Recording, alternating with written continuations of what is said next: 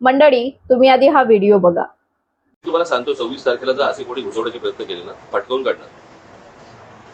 कळलं का? शांततेने मोर्चा असेल, शांततेने या सगळ्या गोष्टी होतील, याच्यामध्ये कुठची उल्लडबाजी नसेल, काहीच गोष्टी नसतील. पण उद्या जर समजा दिल्लीसारखं इथे काही करायचा प्रयत्न केला, इथे काही करायचा प्रयत्न केला, आमची लोक सोडणार नाही. आमचा मोर्चा शांततेत होईल, पण जर कोणी मध्ये घुसून दिल्लीसारखा गोंधळ घालण्याचा प्रयत्न केला तर आमचे लोक त्याला जिथल्या तिथे फटकवून काढतील, सोडणार नाही. हा सज्जड दम थेट महाराष्ट्राच्या राजकारणातून देण्यात आलाय. विचार करा, दिल्लीच्या जंतर मंतरवर विद्यार्थ्यांसोबत काय झालं, मुलींसोबत काय झालं, त्या सगळ्या घटना तुम्ही पाहिल्या असतील. विद्यार्थ्यांची डोकी फोडली गेली.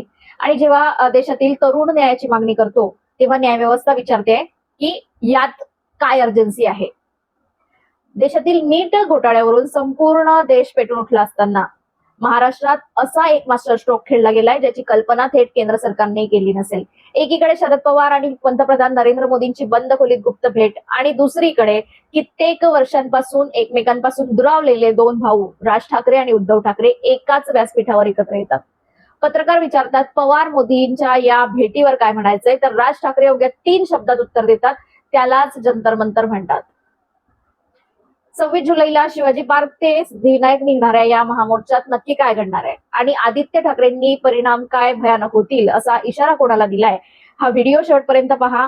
एका रात्रीत बदललेल्या राजकारणाची पूर्ण इनसाइड स्टोरी समजेल. नमस्कार मित्रांनो, मी राजश्री आणि तुम्ही पाहताय राजश्री अनफिल्टर्ड. स्वागत आहे तुमचं आपल्या चॅनलवर. आज देशभरात नक्की काय चाललंय? नीट परीक्षेतील महाघोटाळा, तिसऱ्यांदा फुटलेला पेपर आणि वर्षानुवर्ष अभ्यास करणाऱ्या प्रामाणिक विद्यार्थ्यांच्या स्वप्नांचा झालेला चुराडा.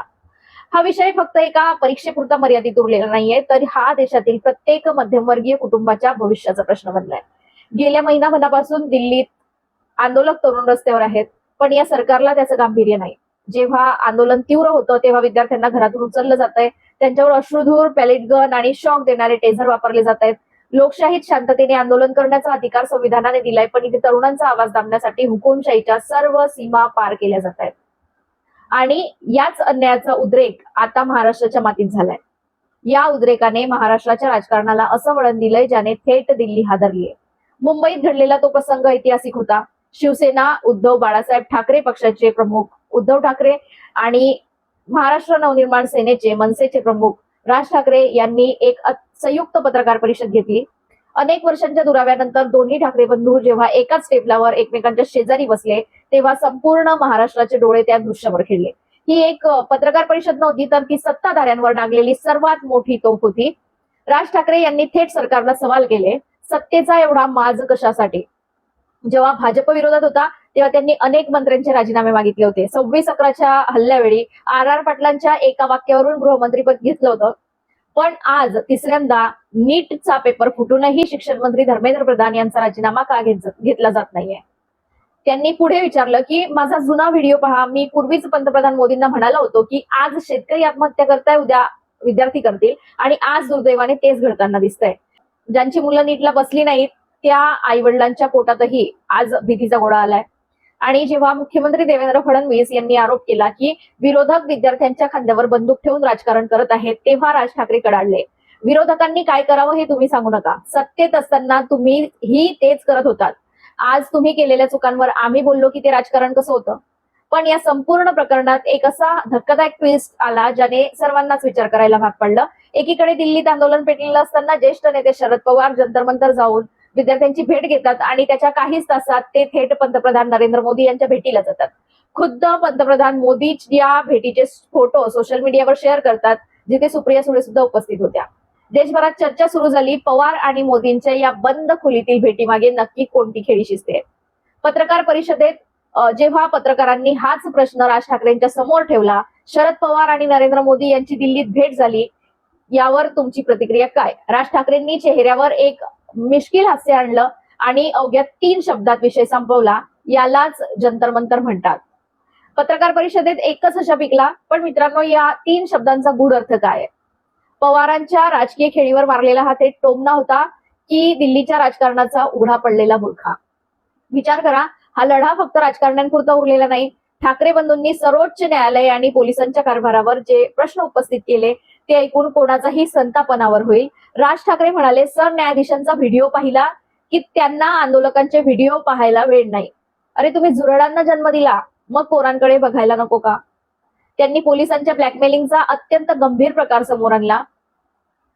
विद्यार्थी आंदोलनात सहभागी झाले तर त्यांच्या खिशात 50 ग्राम पावडर टाकून त्यांना ड्रग्ज प्रकरणात अडकवण्याची धमकी पोलीस देत आहेत. तुम्ही बघून घ्या हा व्हिडिओ. कसम से घर पे इधर वापिस अगर किधर मिला नहीं नहीं नहीं तो नहीं फिर मेरे साथ बेकार आदमी नहीं बिल्कुल नहीं बिल्कुल मैं डायरेक्ट 50-50 ग्राम पाउडर डाल देगा किधर में। अरे नहीं नहीं हाँ, नहीं फिर गया क्या, जिंदगी गया। अशा ब्लॅकमेल करणाऱ्या पोलिसांचा व्हिडिओ मी थेट पोलीस आयुक्तांना पाठवणार आहे. दुसरीकडे उद्धव ठाकरेंनी सिस्टमची पोलखोल करताना सांगितलं, मी जंतर मंतरवर गेलो होतो, तिथे मला एक तरुण भेटला. तो म्हणाला माझं काम सुरळीत सुरू होतं, पण नोटबंदीने माझं वाटोळं केलं. गेल्या काही वर्षातील लोकांचा राग आता उफाळून आलाय. दिल्लीत मुलींचे कपडे फाडले गेले, लाठ्यांना गंजलेले खिडे लावून डोकी फोडली गेली. न्यायालयातला कबुतरं आणि कुत्र्यांकडे लक्ष द्यायला वेळ आहे, कॉक्रोचकडे पाहायला वेळ आहे, पण या विद्यार्थ्यांकडे पाहायला वेळ नाही. उद्धव ठाकरे पुढे म्हणाले, पंतप्रधान मोदींच्या ट्विटला काहीच अर्थ नाही. त्यांनी स्वतः समोर येऊन बोलायला पाहिजे होतं. लोकांना आता हे सरकारच नकोय. परिस्थिती आता हाताबाहेर चालली आहे. शिवसेनेचे युवा नेते आदित्य ठाकरे यांनी सरकारला ठणकावून सांगितलंय, हे आंदोलन चिघळू देऊ नका, अन्यथा याचे परिणाम अत्यंत भयानक होतील. तरुणाईचा हा आवाज आता दिल्लीपर्यंत पोहोचल्याशिवाय राहणार नाही. आता आदित्य ठाकरे आणि अमित ठाकरे दोन्ही भाऊ सोबत दिसलेत आणि सोबतच रॅलीत होते ते. आणि याच पार्श्वभूमीवर ठाकरे बंधूंनी 26 जुलैच्या महामोर्चाची घोषणा केली आहे. हा मोर्चा कसा आणि कुठे असणार आहे?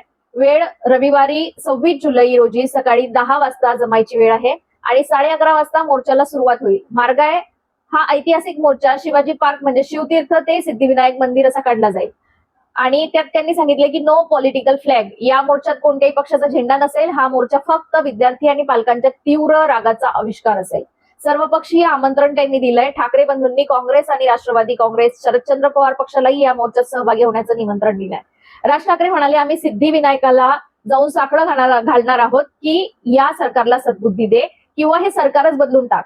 पण लक्षात ठेवा, सुरुवातीला मी जो इशारा सांगितला तो याच मोर्चासाठी होता. जर या शांततापूर्ण मोर्चात कोणी उपद्रव पसरण्याचा किंवा दिल्लीसारखा गोंधळ घालण्याचा प्रयत्न केला तर ठाकरे बंधूंचे कार्यकर्ते त्यांना रस्त्यावरच फटकवून काढतील. तर मित्रांनो, 26 जुलैचा हा मोर्चा फक्त एका परीक्षेच्या पेपर फुटी विरुद्धचा लढा नाहीये. पहिली गोष्ट म्हणजे तरुणांचा उफाळून आलेला असंतोष. गेल्या काही वर्षात बेरोजगारी, फुटणारे पेपर आणि प्रशासकीय अपयश यांमुळे तरुण पिढीत साचलेला राग आता रस्त्यावर आलाय. दुसरी गोष्ट म्हणजे महाराष्ट्रातील नवीन राजकीय समीकरण. दोन्ही ठाकरे बंधूंचे एकत्र येणे हे आगामी विधानसभा निवडणुकीच्या दृष्टीने महाराष्ट्राच्या राजकारणाला एक नवीन आणि अनपेक्षित दिशा देणारे ठरणार आहे. तिसरी गोष्ट म्हणजे सिस्टीमवरचा दबाव. जेव्हा विद्यार्थी, पालक आणि विरोधी पक्ष एकत्र येतात तेव्हा सत्तेच्या खुर्चीवर बसलेल्यांना जनतेच्या ताकदीची जाणीव होते. आणि चौथी गोष्ट, आज जर आपण आपल्या मुलांच्या, भावांच्या आणि बहिणींच्या भविष्यासाठी आवाज उठवला नाही तर उद्या सिस्टम आपल्या प्रत्येकाला चिरडून टाकेल. जेव्हा अन्यायाविरुद्ध बोलणाऱ्या विद्यार्थ्यांना देशद्रोही ठरवलं जातं, तेव्हा न्यायाची मागणी करणाऱ्यांची डोकी फोडली जातात, तेव्हा समजून जा की देशात हुकुमशाही आली आहे. 26 जुलैला शिवाजी पार्क ते सिद्धिविनायक निघणारा हा मोर्चा प्रत्येक अन्यायाविरुद्धचा एल्गार असणार आहे. मित्रांनो, राज ठाकरेंचा हा फटकवून काढणार हा इशारा आणि 26 जुलैच्या या महामोर्चाबद्दल तुमचं काय मत आहे? कमेंट करून तुमची प्रतिक्रिया नक्की सांगा. हा व्हिडिओ महाराष्ट्रातील प्रत्येक विद्यार्थ्यांपर्यंत, पालकांपर्यंत आणि नागरिकांपर्यंत पोहोचवण्यासाठी जास्तीत जास्त शेअर करा, लाईक करा आणि अशाच कडक विश्लेषणासाठी चॅनलला सबस्क्राईब करायला विसरू नका. जय हिंद, जय महाराष्ट्र. धन्यवाद.